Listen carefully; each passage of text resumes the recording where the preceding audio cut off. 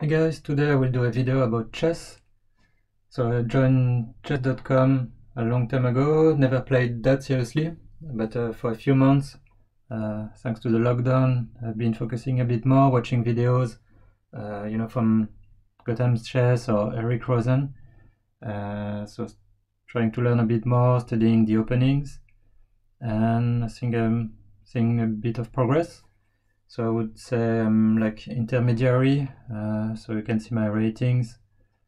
So puzzle, I'm not too bad in tactics when I know there is a tactic, but then I'm not very fast. For example, bullet, and you can see the difference in rating.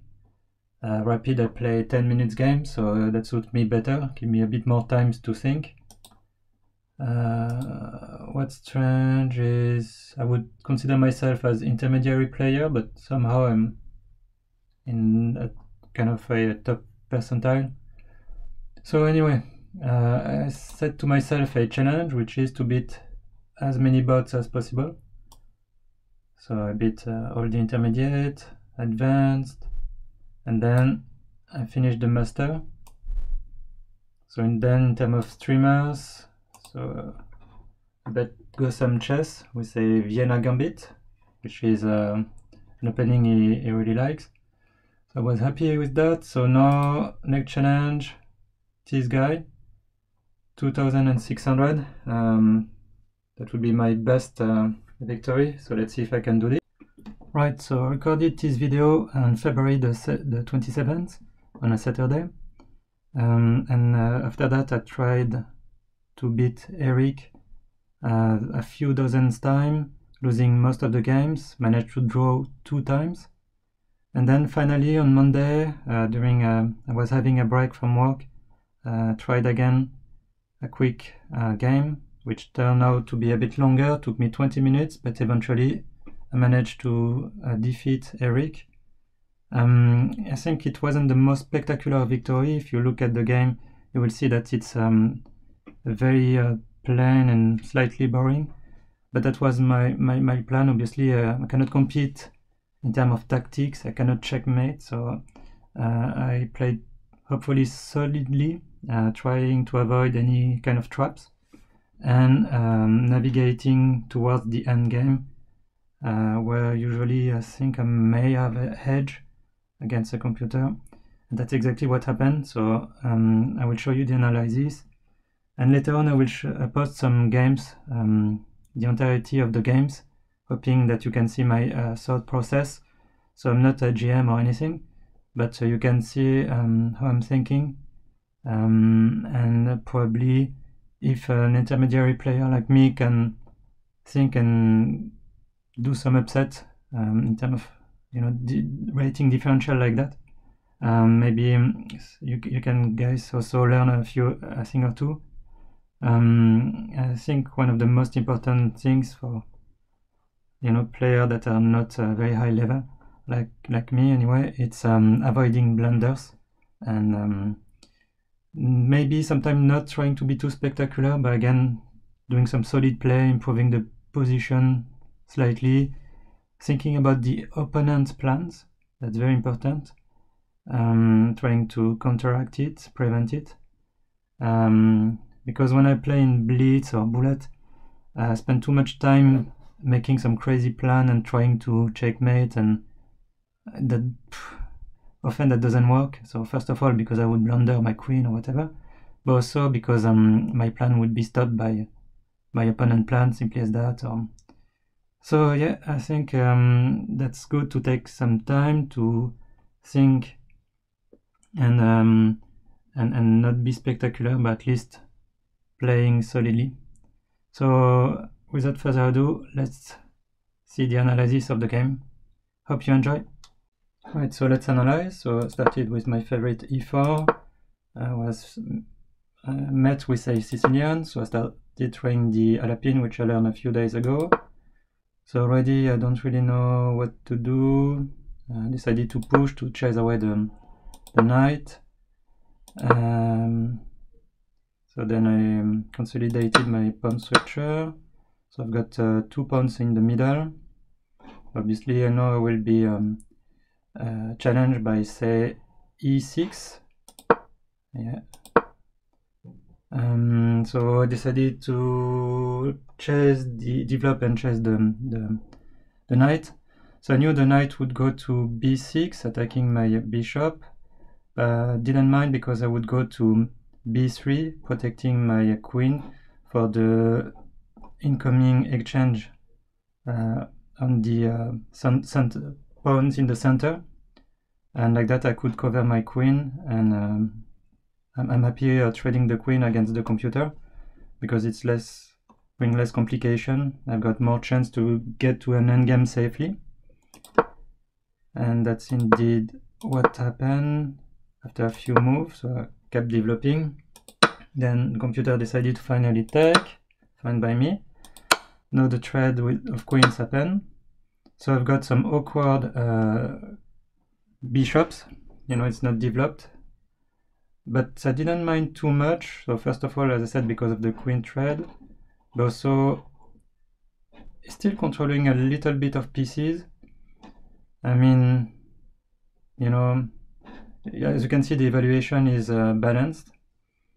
So I lost the initiative thanks to the white, but again, I don't mind against a computer. My goal is not to checkmate because I cannot do tactics. A computer at this level is far better than me. My goal is to play super safely, to try and defend against his crazy plans, and trade, and hopefully get into an endgame where I can have a slight edge, because I think computers are less good in endgames. So anyway, let's carry on. So the computer keep developing. A castle, easy enough. Strangely, you can see the evaluation is back in my favor, so 0.5 if I play the correct moves anyway. Probably because his bishop is developed but not really centralized. It doesn't cover many squares, only 3. So his most active piece is the knight, so I want to challenge it, and to do that I wouldn't mind having a pawn structure that's a bit not very connected, so that's why I brought my knight out. So if he takes, my pawn goes to c3. So the pawn structure, as I said, is not great because my pawn is isolated, but then I activate my dark square bishop without moving it, because then he starts controlling this diagonal from c1 to a3, and obviously the other diagonal already. There is no threat from the computer just yet, so that was my rationale. So here, so let's go back, sorry. And indeed, you see the position is good, more or less in my favor. Here I played a poor moves. My rationale was, I want to, because he didn't take my knight, so I want to activate my bishop, dark square bishop. So I played it here, simply because I cannot play it on f4 or e3, and d3 is a bit passive, you know, once there is a rook on the d file. So I decided to go there, maybe with a view of myself planting a rook on the d file, and I don't know. Anyway, I did that. It wasn't a great test move, obviously. I lost 0.6 point, but not a terrible move neither. So now the computer see that and decide to trade. So my pawn structure is not great. So as you can see, my position is fair but not great, my evaluation. So here I was surprised and happy when I saw this move, again because it gave me a chance to trade, simplify, and the opponent will lose his castle right, which doesn't matter that much because we are very close to an endgame already, but and also that will activate his king. My king is not activated at all. But anyway, I decided to go for the trade, and as you can see, it's not the worst decision ever. You know, the evaluation is still more or less balanced, a little bit on in black's favor. So here I didn't like this bishop, and also I wanted to activate my knight and remove the need for the light square bishop to protect it. So here I don't like the fact that his bishop is so centralized, looking at a2, so I decided to exchange. Maybe I should have gone to b3 instead, like that if my pawn take backs and I've got connected pawn. But anyway, I don't know, I decided to go there. I felt more natural to nice diagonal targeting this b7 x-ray. So yeah, it wasn't a great idea. You see I'm losing. So now I'm minus 1.5 points, so it's really not great.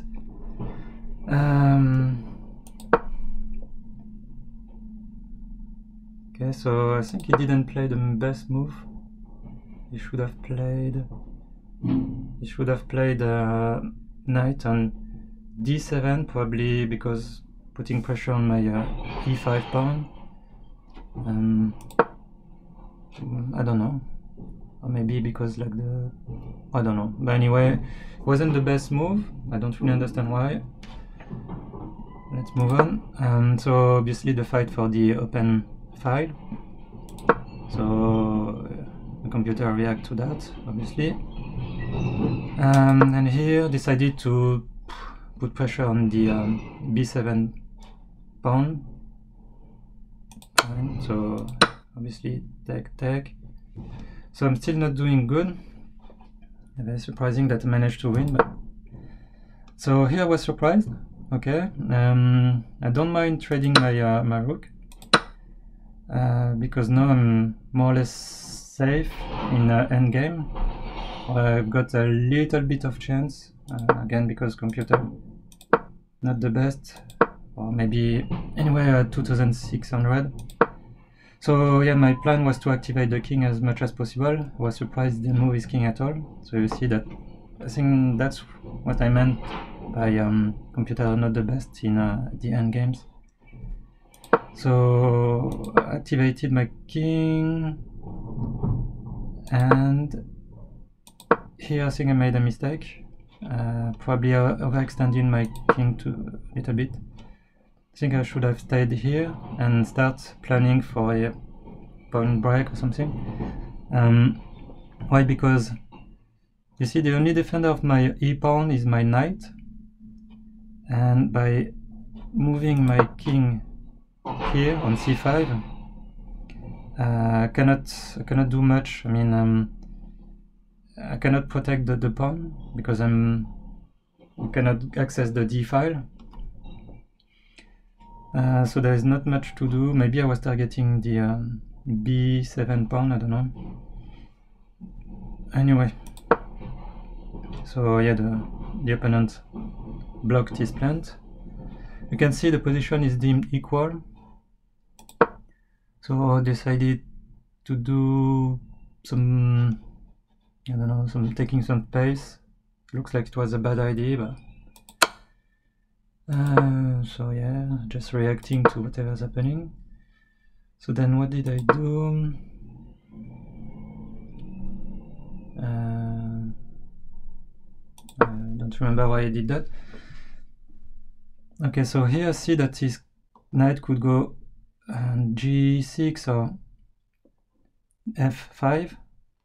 So I don't like that too much.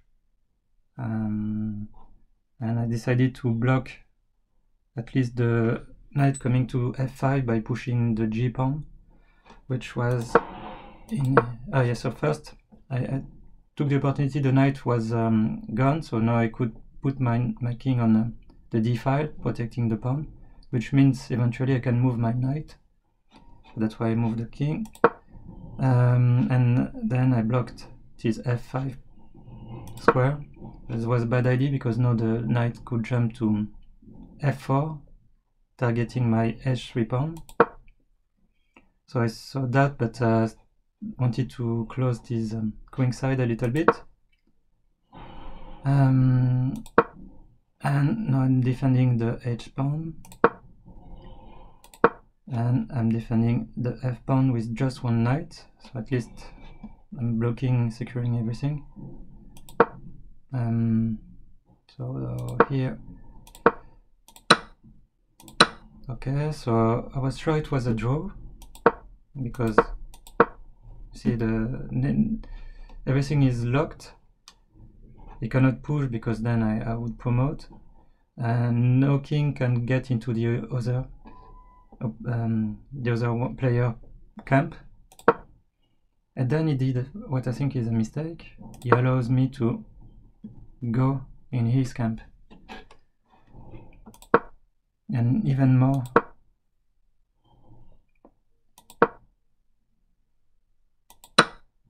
So one pawn up.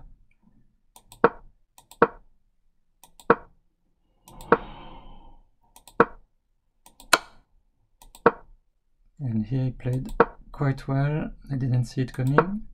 I should have, I don't know. But anyway, my backup plan was I could always go back to the king side and grab some pawn. So that's what I did.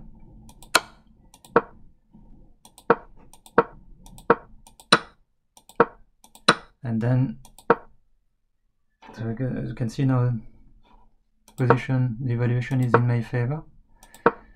And here I decided to sack my knight because I had the feeling that I had enough pawns to promote, and that's indeed what happened.